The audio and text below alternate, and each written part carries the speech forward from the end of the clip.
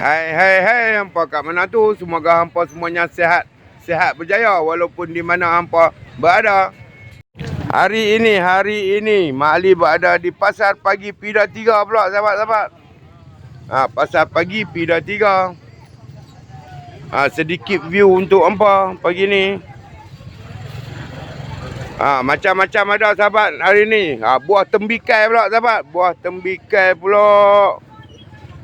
Buah tembikai. Jagung, sahabat-sahabat. Jagung pula, jagung. Selungguk 10, sahabat. Selungguk RM10. Ikan pula, sahabat-sahabat. Ikan pula, sahabat. Macam-macam jenis ikan, sahabat.